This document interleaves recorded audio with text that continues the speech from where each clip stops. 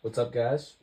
So I've gotten a few questions on how I stack my images, so I'm going to be making this video to show you guys how I do that.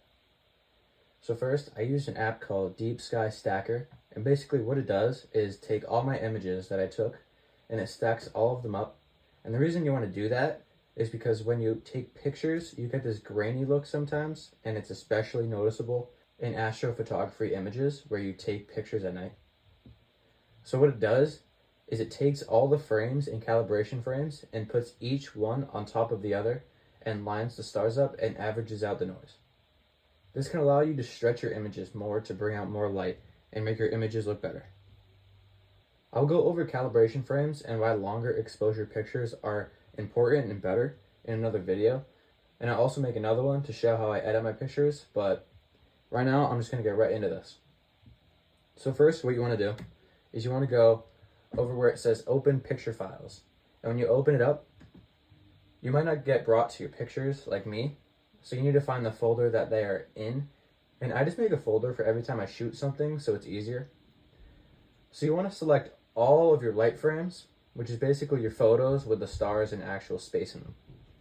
So I'm just going to search in here because I've already done this.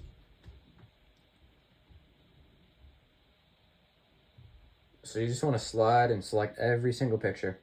I took around 275 pictures, so yeah, quite a lot. Next, you want to go to where it says dark files and open that and select all of your dark frames, which you only need around 5 to 10. Not too many, but I'm just going to use 5 here.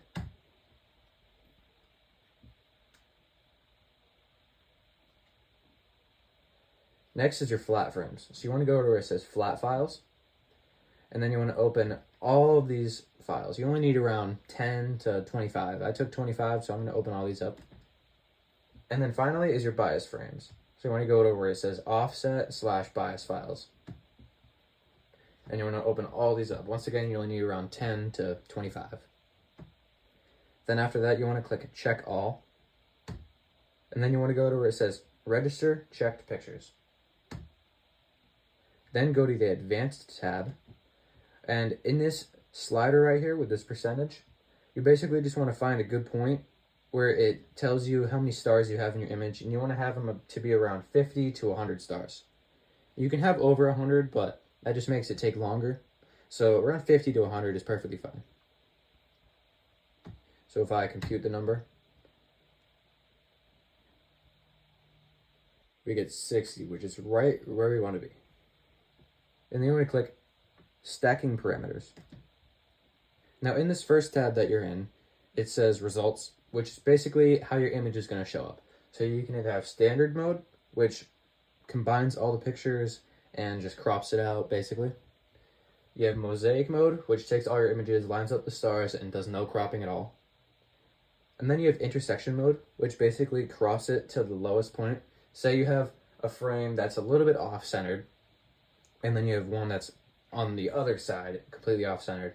It's going to take it and it's going to combine where it finds the stars that are actually combined, and it can average out. And then you can just ignore down here where it says drizzle and the align RGB channels. Next, you want to go to your light tab. Now this is your light frames, obviously. This is just going to be how your computer stacks the light frames. So I have it set to Kappa Sigma clipping, which is basically, you're going to be using either that one or the high dynamic range one. You're not going to really be using any other one because these are the best. It basically, say you have a plane in your image and you have like a line in one image, it'll take every other image and just average it out, and then it'll completely delete that plane. So you can still use that frame if it's a good frame. Next, you want to go to your dark tab, and you want to click Kappa Sigma clipping again. And then down here, in this box right here, hot pixels detection and removal, have that checked. And then your flat tab, once again, have it Kappa Sigma clipping.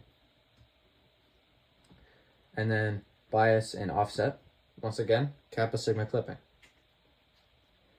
And then in the alignment tab, this is basically how your computer is going to stack them. So you got automatic mode, which is the one you'll be using. The other ones I've never tried. I don't know what they do. I just focus on automatic. That's the only one you're going to want to do. So I just click automatic, and that's the one that works best. The next tab is intermediate files. Now if you click it, it says TIFF files or FITS files. Now if your camera took it in a FIT file, you're going to want to use FITS files. But if it's like a raw image from a DSLR, you want to choose TIFF files. And then cosmetic, you can just ignore. And then the output file is the last one you're going to want to focus on. And basically this is just going to put the final image into a folder. So this is the folder that I have it in. It's my folder that I use for all my space images and then autosaves. This will just put all of my final images into that folder. And then you want to click OK. Then you want to go to recommended settings. And then you want to scroll all the way down to if the resulting images looks too gray, or if the color balance in the resulting images is hard to fix in post-processing. That one, the last one, is the one that you want to have checked. That'll basically make your image easier to edit after. So then you want to click OK.